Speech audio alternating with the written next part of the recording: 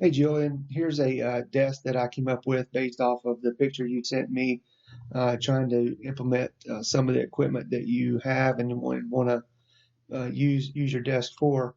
So this desk is 6 feet. The desktop is 6 feet by 30 inches, which is more desktop space than you currently have with 24 by 78 that you're using now. Tried to implement some of the same sort of modern design characteristics that you had in your picture. Um, but we had to make some adjustments here. So I added a shelf on the bottom for some of your electronics. We could bring the shelf all the way across, have space for even more stuff to keep it up off the floor. This is probably 4 to 6 inches off the floor here. The desktop is right now, I think it's showing to be like 32 inches off the ground. We can change that. We can raise or lower it, whatever you want, depending on what size chair you're going to use and where you like, you know, things to fit. So, we can sort of tweak that, but that gives you an idea of what I've come up with, and we can kind of go from there.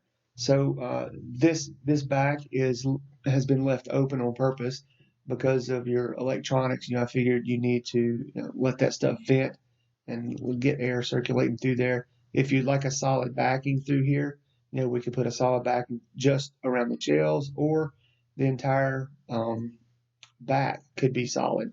But just keep in mind, you would want to ventilate this stuff, your electronics, because it'll build up heat. So we could put holes in the backs or slots or something just to get air back there, or we could just simply leave it open like it is, and it gives you room for your cabling and things of that nature. Maybe better access. I know your keyboard is you said 16 by 40. I think you said weighs 36 pounds. I feel like the drawer slides that we'd be using would be enough to support that. We may have to do a beefier um, shelf, to make that so it doesn't sag. Sorry, so the shelf doesn't sag. So, like I said, it's one thing to draw this on a computer and make it look cool, but you also got to make it structurally sound when you actually build it. So when we go into the building phase, then we may have to decide that this shelf needs to be thicker than what it's showing here. But this shelf is 20 inches deep. That gives you plenty of room by the time you pull the by the time you pull the keyboard out, then you'd have room to back to work on the controls and stuff. So obviously it's not going to come out that far, but yeah, something like that. And then obviously it'll just set flush with the front of the desk. And here's another little pull out shelf. You could use for a work table to put your iPad, or we could just leave it.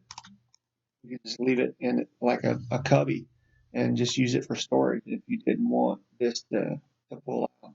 So this is what I've come up with so far. Obviously, it can all be tweaked or changed, edited one way or another. Um, I'm just trying to keep in mind. I know you want all that space, um,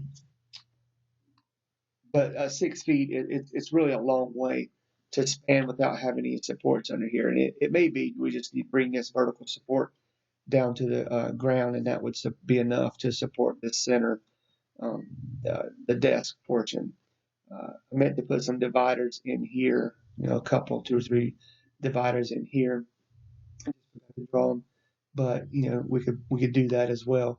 Kind of give you extra separate spaces to store electronics or whatever you need to do.